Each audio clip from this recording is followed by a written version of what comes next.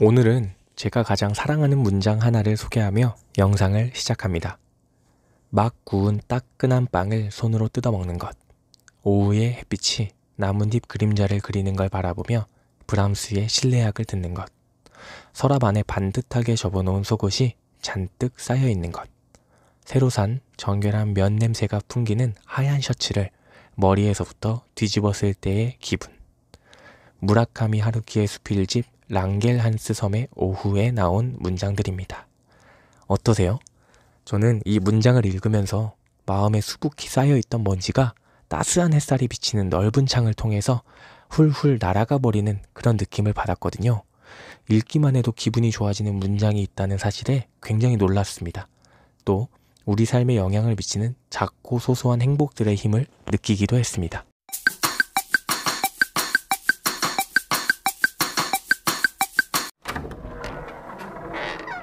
안녕하세요. 오늘도 골목책방 문 열었습니다.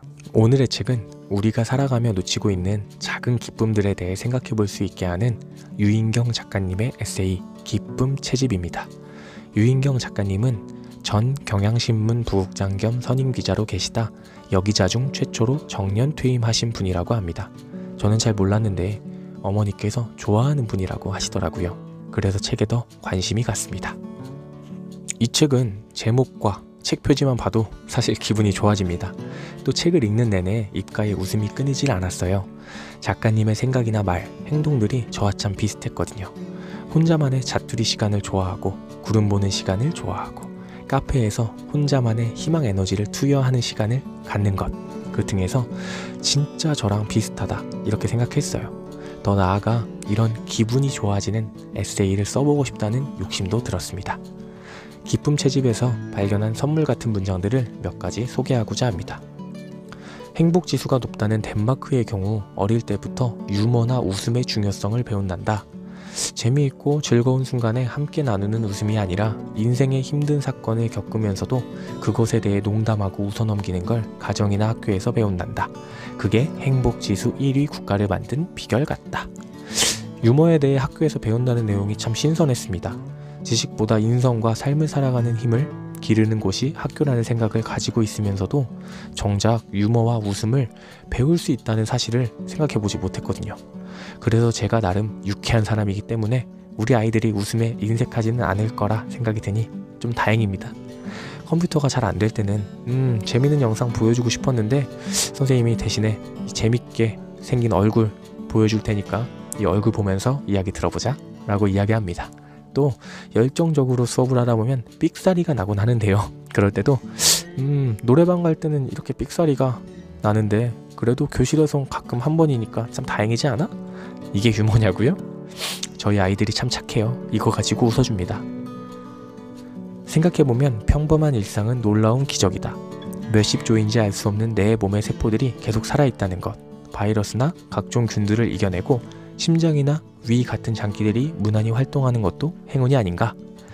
살아가면서 저는 크게 아팠던 적이 2번 있어요. 코가 부러진 적이 있고 발목이 부러진 적이 있습니다. 숨 한 번 쉬는 게 그렇게 기쁜 일인 줄 몰랐고요. 제가 마시고 싶은 커피 한 잔 사러 밖으로 나가는 일이 그렇게 힘든 일인지 상상도 하지 못했습니다. 우리 몸뿐만 아니라 우리의 삶도 마찬가지 아닐까요? 한 달에 수천만 원을 벌지는 못해도 멋진 레스토랑에서 비싼 고기를 썰지는 못해도 나름대로 잘 먹고 잘 살아가고 있다는 사실. 무탈하게 흘러가는 일상 하루하루가 기적이라는 생각이 듭니다. 시간은 직선이 아니라 곡선 같다.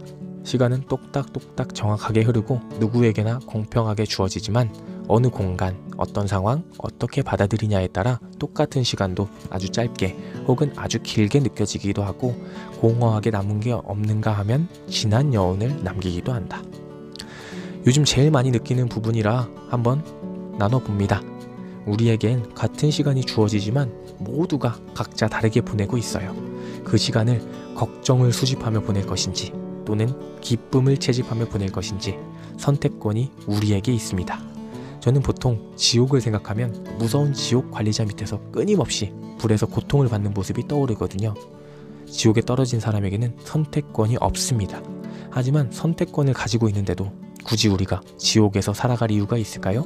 저는 걱정과 좌절보단 기쁨과 도전이 가득한 삶을 선택하겠습니다.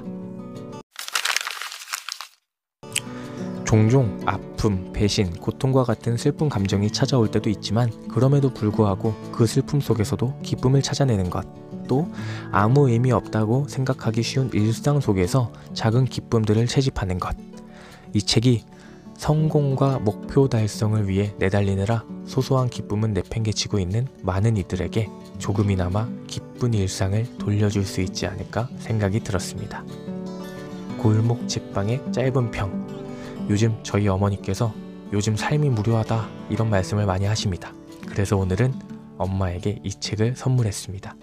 벌써 기쁨 한 다발 선물한 것 같아 기분이 매우 좋습니다.